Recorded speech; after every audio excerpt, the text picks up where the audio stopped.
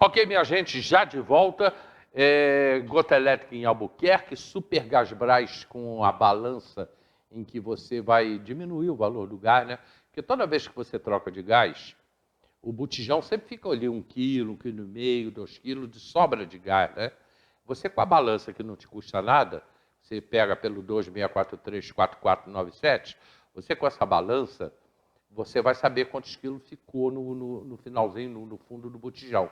Aí quando você pede o gás, o que aliás você nem precisa pedir, que a própria Super Gasbras já sabe, por causa da balança, que dá o sinal para eles, né? Eles já sabem quando o seu gás está acabando. Eles entram em contato, ó, teu gás está acabando, estamos indo levar o gás. Ah, tudo bem. Aí você lá vai pesar o botijão novo, o botijão antigo, e você vai ver Super Gasbras, você vai ver que tem uma diferença, e essa diferença você não paga na hora de você comprar o botijão novo. O que, aliás, já baixou o preço no Super Gasbras, hein? Baixou em R$3 o botijão de 13 quilos. É menos R$3 o botijão de 13 quilos. E a Sorridentes, que fica ali na reta Sorridentes, ao lado da Câmara de Vereadores. Doutor Alexandre Paim, a gente vai falar um pouco do momento político que nós estamos vivendo, não só em Teresópolis, no estado do Rio, e também no Brasil. E como é que vai chegar agora na mão do motorista, do taxista, como é que vai chegar na mão do motorista de caminhão? Está chegando aí uma ajuda em função ainda da pandemia e dessa crise econômica. E por que é essa crise econômica que nós estamos vivendo? Alexandre, bom dia, meu amigo. Bom dia, Hélio. Bom dia a todos os telespectadores, né? Mais uma vez agradecer pelo convite, estar aqui com vocês, a toda a equipe da TV Diário. Então, nós tivemos agora, essa semana, né, promulgadas as PECs, né? Na verdade, eles promulgaram 3 PECs, a 123, 124, 125, se eu não me engano.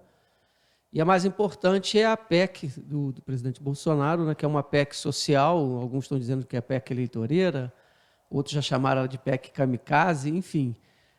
Na verdade, é um objetivo do governo, né, quando promulgou essa PEC, foi dar aí um suporte para as pessoas em estado de vulnerabilidade, né, as pessoas que estão sofrendo mais com esse impacto. E o motivo que deu, né, em si da PEC, que a grande discussão, Hélio, que se dá é que se ela foi eleitoreira, se não foi, se poderia ser feito ou não, né? Então a Câmara tratou de declarar também estado de emergência.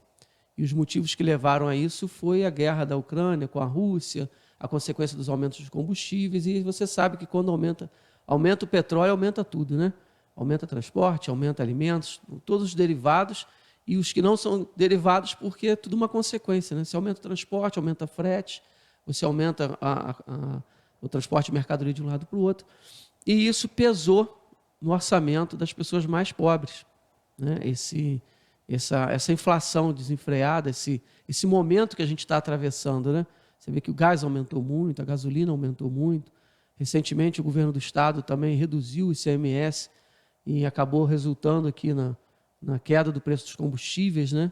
Precisou, é importante, até engraçado a gente chamar atenção para isso, mas precisou que o Estado, no seu poder de fiscalização, fosse até os postos para que o combustível abaixasse, né? Porque mesmo com a redução do ICMS, isso não estava sendo revertido na bomba de combustível, aí sim com a fiscalização mais dura, a gasolina teve a sua redução, e o governo criou esse auxílio, né? Vai até dezembro desse ano, e a grande questão, a grande discussão é essa: por que a oposição coloca como uma PEC eleitoreira?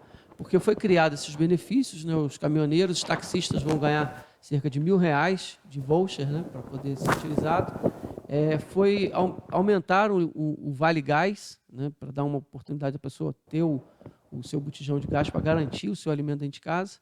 O Auxílio Brasil, né? Passou de R$400 para R$600. E engraçado que assim, já era uma previsão, as pessoas já discutiam sobre esse valor, né? Temos ainda um auxílio às famílias, aquela agricultura familiar, né? Ele liberou, parece que 500 milhões para a compra de produtos nessas culturas familiares de agricultura, para auxiliar, enfim. Foi um pacote de medidas que visou, nesse momento, tão somente agraciar aqueles que estão em situação de mais desconforto, de vulnerabilidade, né, de sacrifício, né, por conta desses aumentos. A questão eleitoreira fica por conta da disputa política, né? A gente não pode deixar de fora. É lógico que a oposição, embora tenha votado favorável, né, somente parece 14 parlamentares votaram contra a medida. Nós tivemos vários deputados, senadores da oposição que votaram a favor da medida.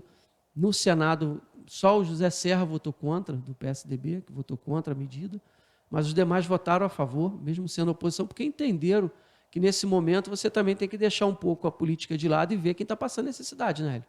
A gente E são não pode 40 pensar. bilhões que vão circular no país. 41 bilhões, 41,2 bilhões. Todo esse dinheiro vai movimentar a economia, a gente não tem dúvida. E a gente vive hoje, Hélio, um momento muito difícil na questão eleitoral, né?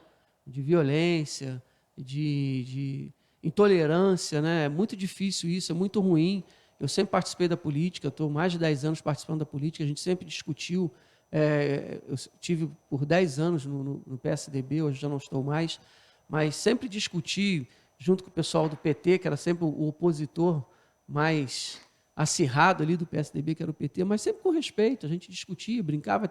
Tem até amigos hoje, até que a gente brinca ainda, mas leva assim, na esportiva, entendeu? A gente não concorda com a opinião do outro. Acho que cada um tem sua plataforma, seu meio de pensar. Mas acho que tem que haver o respeito, né? E a gente tem visto hoje de uma falta de respeito muito grande, né? De uma violência muito grande, na qual eu já vou até dizer para você que eu me abdiquei de discutir política presidencial em rede social. Não discuto mais. Parei. Eu vinha falando algumas coisas, mas parei, porque você perde amigos por conta disso. Você é ofendido, você é taxado. As pessoas, às vezes, por exemplo, o cara que é comerciante hoje, dependendo do lado que ele se declarar, as pessoas deixam de comprar no comércio dele porque ele tem ideologia diferente. Isso é um absurdo, né? Ao ponto que nós chegamos aqui no Brasil, coisa que não era, né? Não, acho que a política sempre foi uma política tranquila, embora tivesse os embates, né? A gente sempre participou do embate A contra B, B contra C, e as pessoas têm sua ideologia, né? Acho que cada partido político, cada setor, cada segmento tem seu pensamento, tem sua bandeira, discute sua bandeira, né? Eu tenho meus pensamentos, minhas convicções. Eu não sou obrigado a aceitar a convicção do outro. Eu posso respeitar a opinião dele, mas eu não sou obrigado a seguir o que ele pensa. Eu tenho a minha convicção. Exatamente. E o outro lado também tem que respeitar isso. Mas parece que essa coisa se misturou. Hoje a gente vai ter, eu prevejo aí uma eleição aí muito ruim, muito acirrada, muito violenta, com poucas discussões de projetos e mais ofensas e acusações. É o que a gente está vendo. Até agora, infelizmente, é o que a gente está vendo. Porque a oposição está dizendo que ele fez, e muita gente falando isso, né? Total falta de conhecimento. Isso só vai até dezembro. Por que não pode ir até janeiro? Na verdade, Hélio, o Bolsonaro ele fez até dezembro porque eu entendo, né, dessa forma, que ele, por conta de que não se sabe o resultado da eleição, ele pode vencer ou pode perder. Eu também entendo assim. Então, cabe ao próximo gestor definir o que vai fazer. Se vai manter, se vai paralisar. Até porque o estado de emergência ele também não pode ficar de eterno, né? Então, seria incoerente também da parte dele ele decretar um estado de emergência, porque a lei eleitoral veda, né? E é importante isso dizer, e é onde que a oposição está batendo, a lei eleitoral ela veda, em ano eleitoral, principalmente nos 3 meses que antecede a eleição, você conceder benefícios, tem uma série de requisitos, nomear cargos comissionados. Então, o governo federal, para sair dessa vedação, uma das ferramentas que ele utilizou foi decretar o estado de emergência, que foi, né, como eu disse no início do programa, relacionada à questão da alta imprevisível dos combustíveis, do combustível que ele alega que foi proveniente da guerra, de toda essa confusão que está entre a Ucrânia e a Rússia, que isso alastrou pelo mundo inteiro. E afetou realmente o mundo. Afetou porque vários países estão tomando medidas para conter a inflação, para ajudar essas pessoas que estão sendo atingidas. Vários países, no mundo inteiro. Aqui no Brasil, a gente tem um ano eleitoral. Mas a gente não pode também, Hélio, nesse momento, porque é ano eleitoral, vamos deixar o pessoal morrer de fome? Vamos deixar passar aperto? Então, é uma incoerência muito grande ele declarar o estado de emergência para poder ajudar as pessoas, para poder ter essa benesse de fazer esses auxílios, de apresentar esses benefícios para a população e colocar isso sem prazo. Porque quando você coloca emergência, a emergência é sazonal, né? Ela não é uma emergência de eterno. Ela não vai ficar perdurando por toda a vida, porque ela não tem vínculo com a pandemia. Esse estado de emergência não teve vínculo com a pandemia. Ele decretou com base nessa questão do aumento do combustível.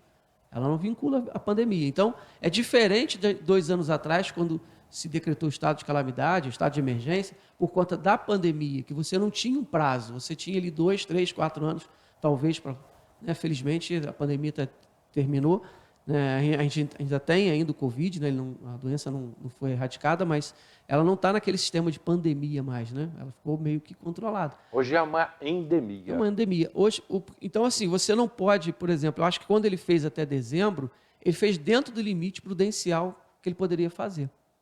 Então, é lógico que se continuar essa situação, que as pessoas ainda continuar com a situação de faltando comida dentro de casa, que o gás está muito elevado, que a gasolina está muito elevada, o próximo presidente, sendo ele ou outro que vencer a eleição, pode prorrogar, entendeu? Tem todo o direito de prorrogar, ou até implantar outro tipo de política pública, né?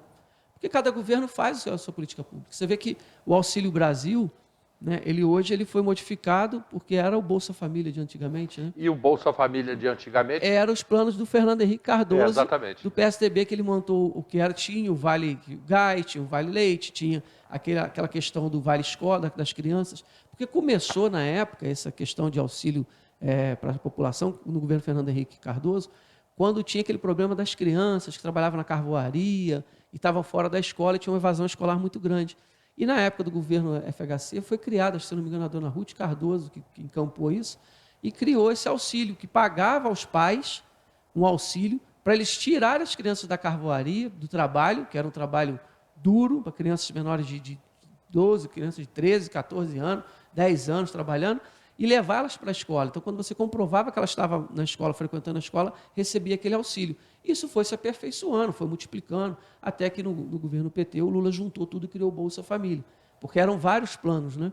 Então, assim, e hoje o Bolsonaro transformou o Auxílio Brasil. Então, assim, cada governo tem seu plano, tem sua estrutura, modo de pensar. Eu não vejo como errado, não. Ok, eu vou rapidamente para o comercial, bem rápido mesmo. E eu volto conversando com a doutora Alexandre Paim, a gente falando sobre o momento político, quero falar um pouco sobre Teresópolis também. Rapidinho a gente está de volta.